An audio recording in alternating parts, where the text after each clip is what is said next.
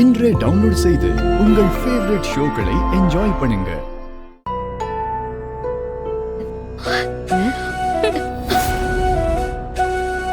உனக்கு என்ன பிடிக்காம இருக்கலாம், ஆனா நீ என் தங்கச்சி இல்லைன்னு ஆயிடாது. உனக்கு நான் அட்வைஸ் பண்ணா பிடிக்காதுன்னு தெரியும். இருந்தாலும் ஒரு அக்காவை சொல்ல வேண்டியது என் கடமை. எந்த சூழ்நிலை வந்தாலும் மனசை மட்டும் தளர விட்டுறாத. அதை நிம்மதியாவும் தைரியமாவும் வச்சுக்கிறத பொறுத்துதான் நம்ம வாழ்க்கை அமையும். நீ சந்தோஷமா வாழணும் ரித்திகா. அக்கா,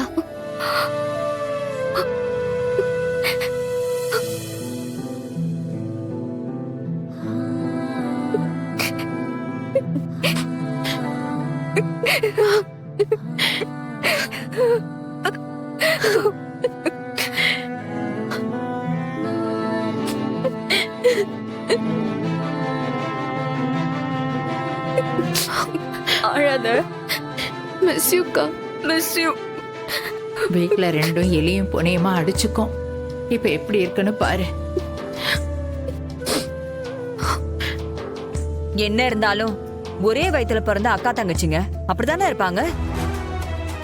எல்லாரும் அப்படி இருந்துட முடியுமா என்ன? சரி ஜமுனா, நாங்க போயிட்டு வரோம்.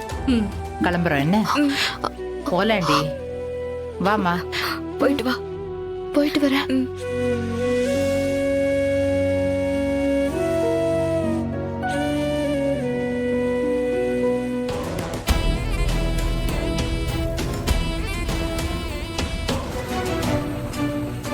இப்பவே நான் அவர்கிட்ட போய் என் அம்மாவை ஏன் விட்டுட்டு போனீங்க நான் கேட்க போறேன். இப்பவே நான் போய் நான் தான் உங்க புள்ளன்னு சொல்ல போறேன். அவர் பேசுன தோணையே சரியில்லை. ஏதாவது அவசரப்பட்டு பண்ணிடுவாரோ. உதய பெருமாள் அங்கிள் தான் அவரோட அப்பான்னு தெரிஞ்சதுக்கு அப்புறம் அவரால் சும்மா இருக்க முடியாது. ஆனா அதே நேரம் சிவா அவசரப்படக்கூடாதுன்னு சொன்னா அவர் புரிஞ்சுக்க மாட்டேங்கிறாரே. ஏதோ ஒண்ணு உறுத்திக்கிட்டே இருக்கு. அப்ப ஏதோ ஒண்ணு தப்பா நடக்க போகுது.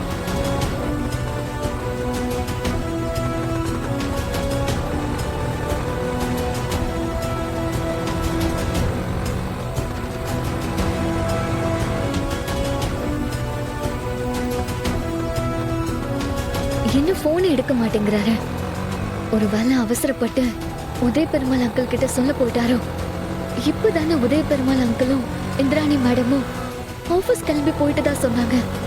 இவர் போய் அங்க ஏதாவது பிரச்சனை பண்ணிட்டா, கடவுளே என்ன நடக்க போதோ தெரியல.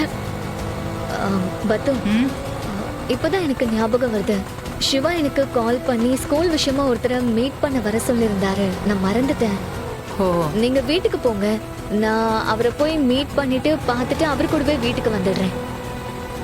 இந்த நேரத்துல யாரக்கா போய் பார்க்க போற? எதா இருந்தாலும் காலையில பாத்துக்கலாம், நீ வா. இல்ல அம்மோ, பிள்ளைங்க படிப்பு விஷயம் அவங்க சொல்ற டைமுக்கு தான் போகணும். அதான் கூட சிவா இருக்காருல்ல, நான் சீக்கிரமா வந்துடுவேன். சரி, பார்த்து சீக்கிரமா போயிட்டு வா. போ. தம்பி, கொஞ்சம் ஆட்டோ நிறுத்துப்பா.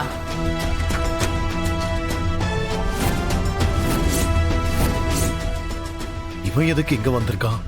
ஒருவேளை நான் தான் இவன் அப்பான்னு கண்டுபிடிச்சிட்டானா?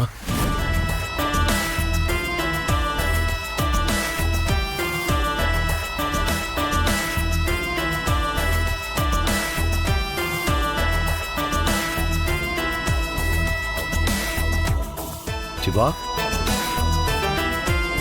சிவா,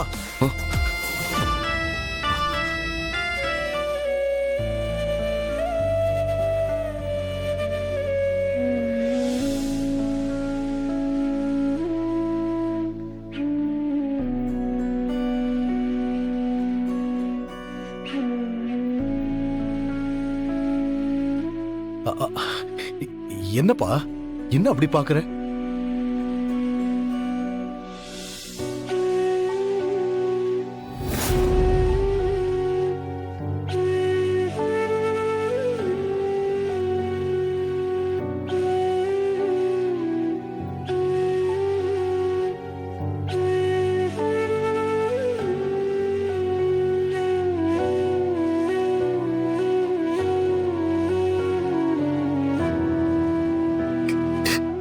சிவா சிவா என்னாச்சுப்பா?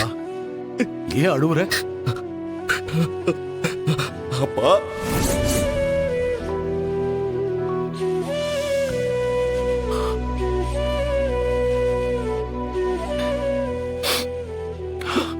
நான் உங்க புள்ளப்பா.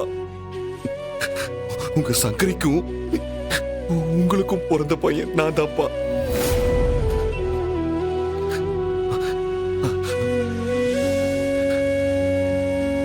உங்களை கண்டுபிடிக்கிறதுக்காக இத்தனை வருஷமா நான் எவ்வளவு போராடினேன்னு தெரியுமா?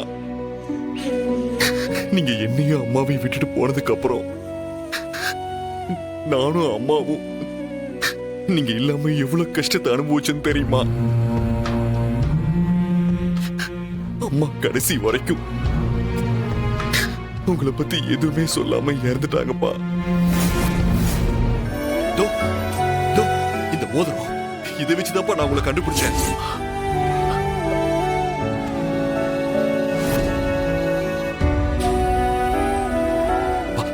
ஒரு நிமிஷம் இத பாருங்கப்பா. பாருங்க இந்த மோதிரம்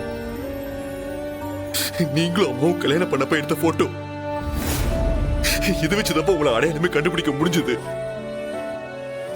அப்பா என்ன நம்புங்கப்பா, நான் உங்க புள்ளப்பா.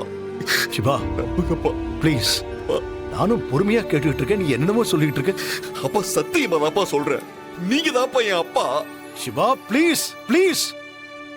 இந்த மாதிரி மோதிரத்தை வேற யாருமே போட்டிருக்க மாட்டாங்களா? இதை மட்டும் வச்சுக்கிட்டு நான் தான் உன் அப்பான்னு சொல்லிக்கிட்டு இருக்கேன். உணராத.